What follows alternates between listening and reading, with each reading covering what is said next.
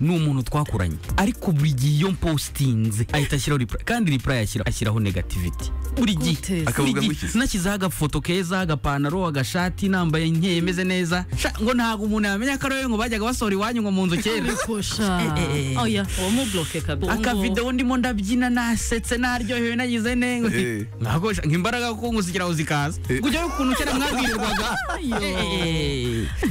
wari uri kubivuga ni ukubona blotse arona blotse buri gihe narapostingaga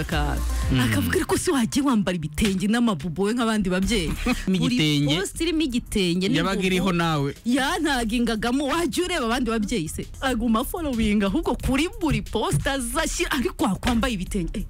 ngo wabiguze ukabyambara ukandeka momo reka nkubwire urabona izi mbuga za rukuntu zisigaye zifite ba abantu baza bakubwira ngo urumva ngewe nibwo nkirangiza ishuri mfite ubu nkeneye imashini yogosha amafaranga y'ishuri ndakaza bakubwira ati